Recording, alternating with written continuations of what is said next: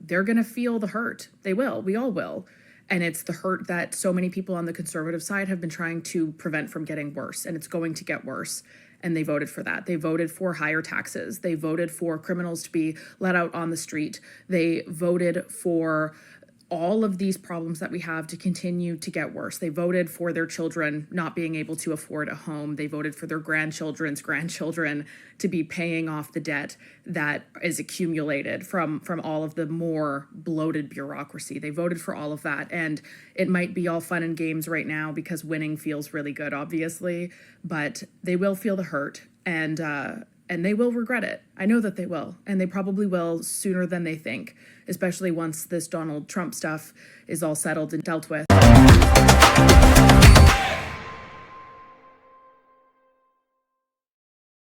Welcome to Occam's Razor. Please like, share, subscribe. If you have any tips, please leave them down in the comments. If you have any other kind of tips, there's a link down below. Before we get started, this just popped in this afternoon. Liberal victory triggers fiscal warning from Fitch. Canada's AAA rating at risk. No, wait, it's already gone. That's right. We're down to AA plus from AAA. The Liberals, we kept telling all the Liberals out there, Canada's broken, fiscally irresponsible, destroyed economy. And one of the things the Liberals kept saying was, it's not destroyed. Only bad people say the economy's destroyed. No, Canada's not broken. There you go. Day after the election, AAA rating goes down. Imagine that. And why was that? I'll tell you why. Fitch Ratings issued a stark warning highlighting that the incoming Liberal government's fiscal platform poses a material risk to Canada's AAA rating, citing sharply widening deficits and structurally higher spending under Prime Minister Mark Carney's leadership. Fitch revised its 2025 and 2026 deficit estimates upward by 0.4 and 0.8% points of GDP, respectively, should the Liberal platform be implemented in full. This would push the 2025 deficit to 3.1% of GDP and 2026 to 3.2%, levels that approach pandemic-era deterioration and far exceed the pre-COVID historical average of a modest 0.4% deficit. By contrast, the prior December 2024 baseline forecasted deficits of 1.1% and 0.7% of GDP for 2025 and 2026, respectively. That is a really big change from 3.2 that Carney is going to do to you. After he raises the carbon tax again, which all he did is dialed it down, but he'll bring that back up. After they bring in home equity tax, that's right, you liberal boomers, they're going to tax you when you try to sell your house to move into an old age home. Or if you try to give it, sell it and try to give some money to other families. No. Carney's going to come from a big chunk of that. You know why? Because the economy is broken. That's right. The economy's bust. Completely bust. Interest payments from all the money that they've borrowed and added more debt than all of the prior governments combined. Interest payments not even paid for by the GST collected anymore. That's right. We owe so much money. The money coming in can't pay the debt. Thank you, Liberals, and thank you, Liberal voters, for continuing to vote for more economic destruction of Canada. Now, how did they win this election? Well, we do know that there was a lot of mass immigration over the last 4 years. So much, in fact, that Immigration Canada couldn't keep on vetting people. It would have given them only 1.5 seconds per immigrant coming in to properly vet them, which means none of them were properly vetted. That might have something to do with the massive spike in violent crime and theft occurring throughout Canada. Oh, yeah, of course, coupled with hug-a-thug policies that the Liberals brought in that are not going to change now because you voted the Liberals back in. That's right, you voted for more crime, just like Jasmine said at the beginning of the video. But anyway, all these migrants coming in, where do you think they put them? Well, it looks like after this election, looking at the numbers, that 4 conservative ridings were turned around through a really high spike in Liberal votes. No more so than in Poilievre's own riding. Take it away, Moose on Loose. So Bruce Vanjoy takes over Pierre Poilievre's riding. 266 counted, 50.8% versus 45.8%. So what happened here? Well, they changed the boundaries and they added this big section over here. Mark Carney's riding right here, Nepean, which he kicked out Chandra Arya for. Should note Chandra Arya was there for 10 years. I guess liberals don't care about loyalty, but that's what happened. This one got trimmed off and a bit of it got added to Pierre Poilievre's riding. So let's just jump through a few stats here. We got table salt with this one. The Carleton Riding, that's where all new home construction is in Ottawa. It's a lot of first and second generation immigrants, which break heavily liberal. Now, why do they break heavily liberal? That's the question. Now, I had someone who messaged me who works at Immigration Canada, allegedly, this person overheard some newcomers come in and somebody from the Liberal Party has been telling them they need to vote Liberal. When this person that emailed me talked to that person, said, hey, you can actually vote for any party you want to. You don't have to vote Liberal. The person was scared that they would be deported if they didn't. Now, if you're someone who works for the government and have proof of this, if you have audio tape, video, anything else you can send to me, please send it to me so this is not an alleged story. Second generation, first generation immigrants more likely to favor liberals than conservatives. Dead heat among those with weak or no connections to immigration. We got table salt with this one showing that 40,000 immigrants in 10 years, 95% growth of immigration was added to Poilievre's Carleton Riding. This community faced rapid growth in a decade, soaring from population of 89,522 to 131,375. So they added 40,000 people. And then allegedly, these people were being told to vote for the Liberals. And allegedly, people were asked if they're voting for Bruce Fanjoy at the polling stations. This one coming from Brian Lilly here. It says, a reader sent me a written complaint that his wife made in the riding of Carleton at St. Michael's School on Cordery Road in Ottawa. Apparently the person handing out the ballots was asking, are you voting for Fanjoy? What kind of campaign was Bruce Fanjoy really running? That's the question here. We're going to be seeing a lot more of this greasy smile in the House of Commons. So the other thing going on in Pierre Poilievre's riding, which I'm sure you've seen, is this. This is the ballot.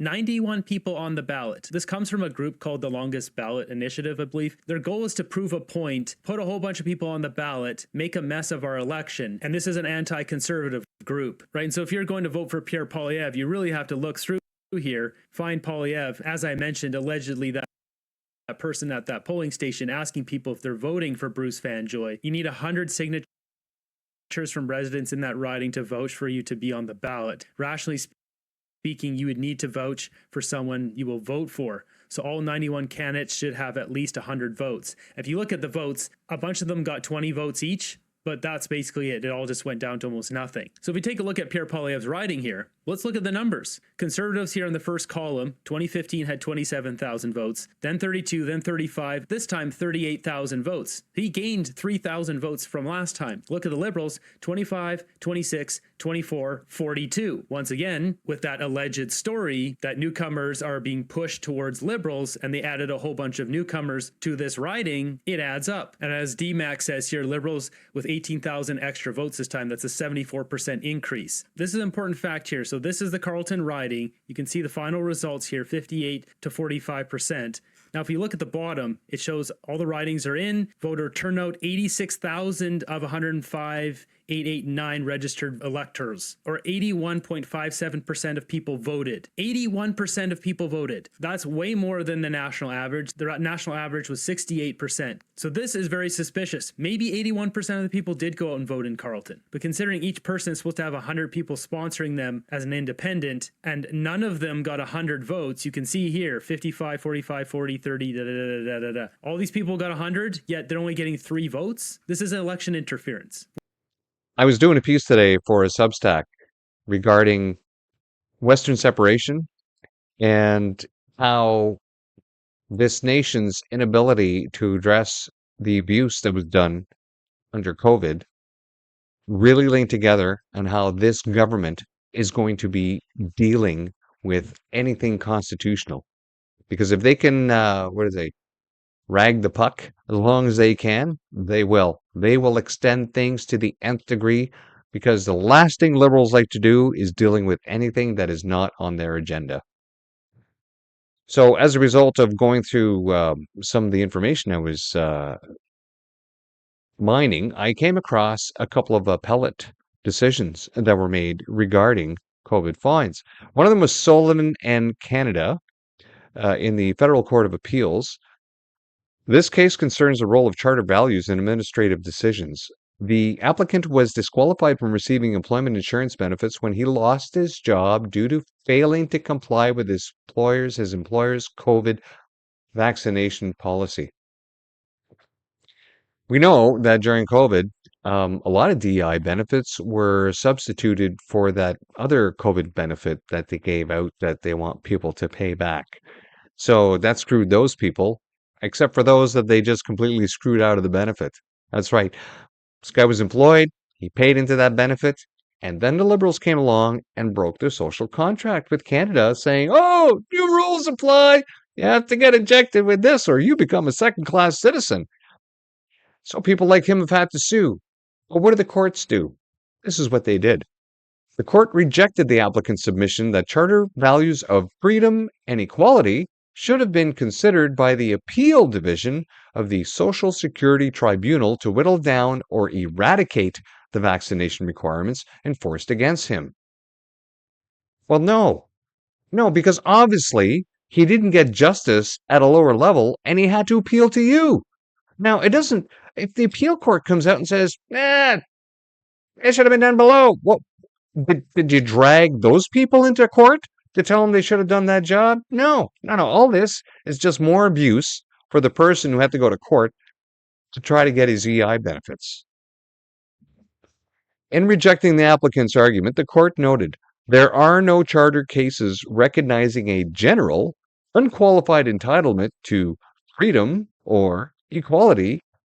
Freedom and equality are heavily qualified in the Charter. Everything in the Charter is subject to reasonable limits prescribed by law under Section 1. And that Section 1 says the Charter protects the rights and freedoms set out in it, not other things such as values. Thus, the values required to take into account by administrative decision makers cannot be broader than, undercut, or do an end run around the established scope of the rights and freedoms set out in the Charter. Let's go down to the next case. Saskatchewan Court of Appeals, Grandel versus Government of Saskatchewan. This case examines the constitutionality of public health restrictions during the COVID-19 pandemic. The appellants challenged the constitutionality of the orders, arguing that they violated Section 2 of the Charter. The Saskatchewan Court of Appeal, the court, first held that the appellants only had standing to challenge the orders under which they had been charged, not other gathering limits. So they were there protesting all the mandates. But of course, they were only fined with the one gathering outdoors, where it's nice and safe, but not according to a Liberal wearing a face diaper. Not safe for them. So they have to come over and fine you. And so then the court was basically telling them, we're not going to deal with what you were protesting about. We're only going to deal with this fine. You can only talk about this, nothing else. This was because they were not directly affected by the other orders, and since the limits are no longer enforced, there is no longer a live issue to be decided. Oh, there's that moot organization again. Oh, it was in the past. That's right, it's in the past. Forget it. The court then held that it was unnecessary to conduct separate analysis for each subsection of Section 2 of the Charter that was allegedly violated, given that all violations were underpinned by the same factual matrix and were largely indistinguishable. Further, the court observed that consideration of one subsection was sufficient for Section 1.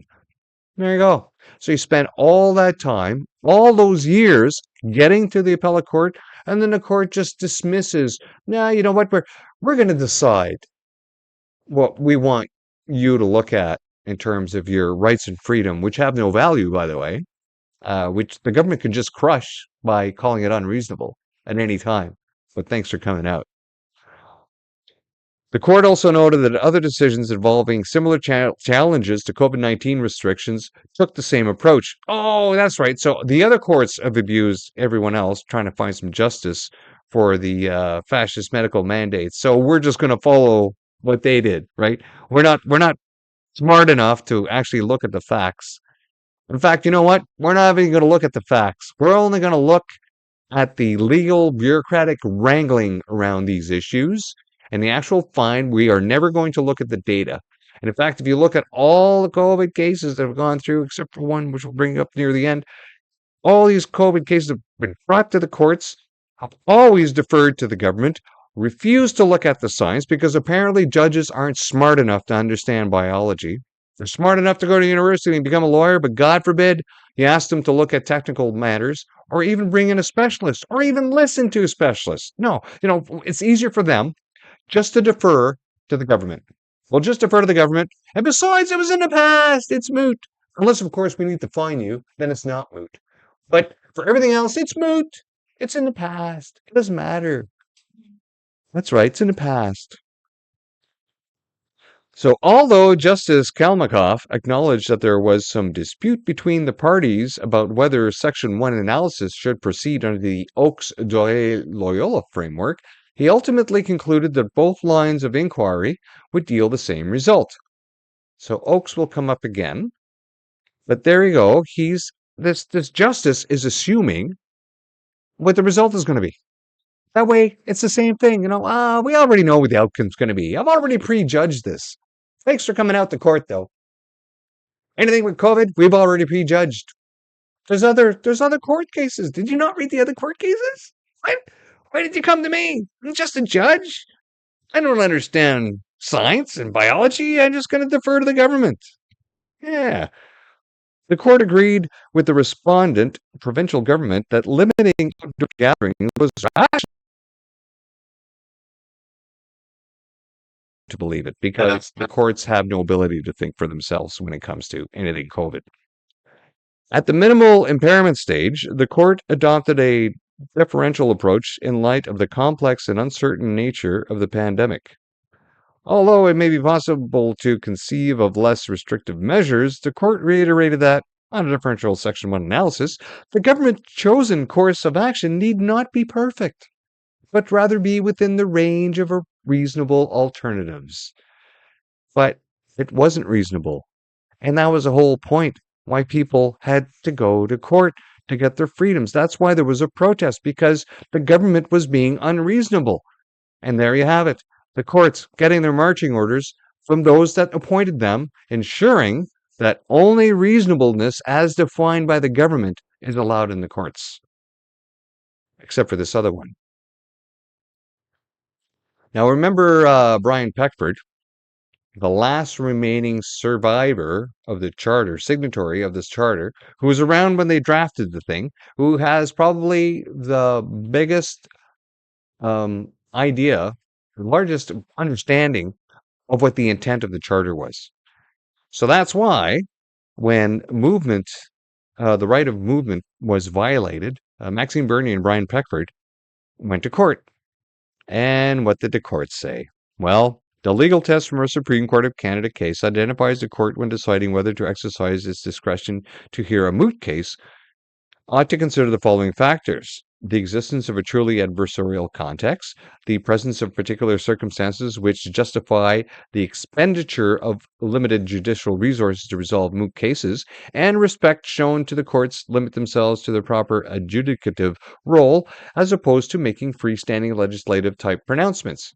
Regardless, they called this case moot. It was in the past. We don't care if we violated your rights. We don't care if you were trapped on Newfoundland and unable to take the ferry because you're a second-class citizen because you didn't take the jibby jab. Oh, you can't get on a plane and leave the island either because you didn't take the jibby jab. Yeah. Moot. So, and why did a Supreme Court not even want to hear from a signatory of the charter? Well, it's obvious. The fix is in.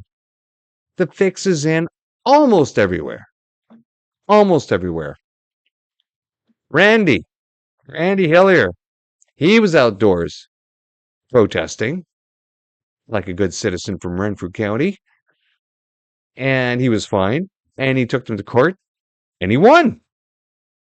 Mr. Hillier's appeal argued that, amongst other things, Justice Callahan erred in applying the Oakes test. Notice of appeal states Justice Callahan failed to recognize that a complete ban on charter protective activity is subject to a more onerous test for demonstrable justification at the minimal impairment and proportionality branches of Oakes. So we showed you the other appellate cases that denied it. One of them specifically referred to Oakes, but here you have a case in Ontario that because the government and the industries are still in cahoots where they can, and they will continue to push their mis and disinformation in all kinds of forms, still making people believe that there was nothing wrong with the injection, that the risk benefit analysis that people are putting out there showing that it's doing more harm than good is wrong with their new peer reviewed papers, because I'm sure some major news network is going to pick it up and go, oh, look, they're still safe. But you know what? Independent doctors have been clamoring against this as best they can since the onset, and they have not gone away. And all the doctors who stayed behind and took the injection, some of them have gone away shortly after they took the injection. So next, we'll finish off with Vijon Health, where he looks at the paper that just come out. Anyways, he'll explain it to you. And so when I come across research that goes against the prediction, I have to go back and think, well, did I get it wrong? And here's an example of what I'm talking about when I say some of the research. This paper that was published in March of 2025, COVID vaccination and cardiovascular events, a systematic review, prevention and benefits. And when you go through this paper, it is incredible. You know, there's no increased risk of heart attack, arrhythmia, or stroke post-COVID vaccination.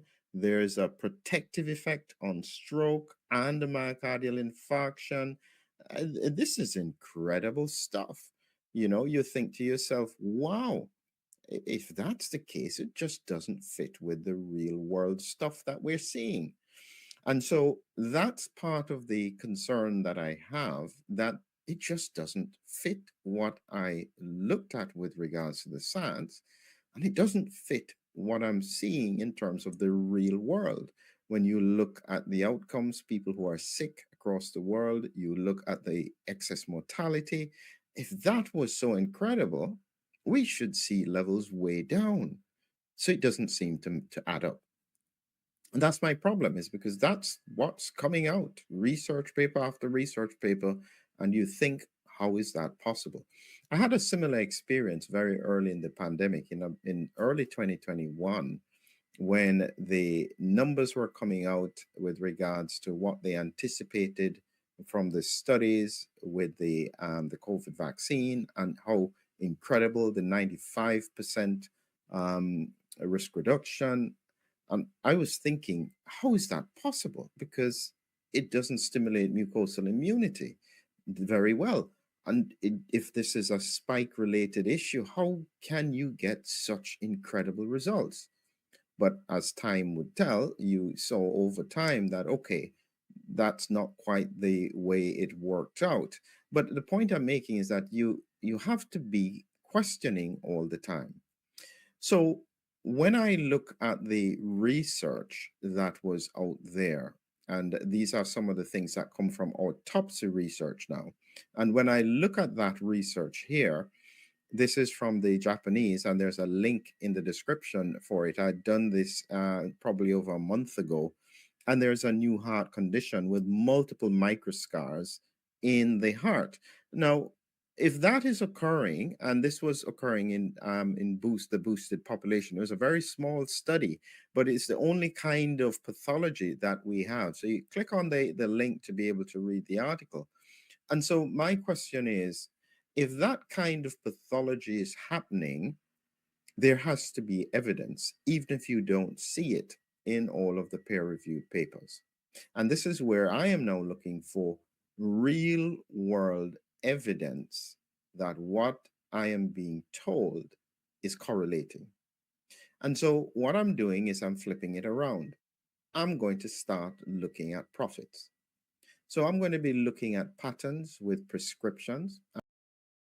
There you have it, Dr. Vijon talking about how this peer-reviewed paper does not mesh with the microscarring peer-reviewed paper from Japan, and how he will be looking into now all the extra money that big pharmaceuticals are making from people being now unhealthy, perhaps as a result of the GB jab.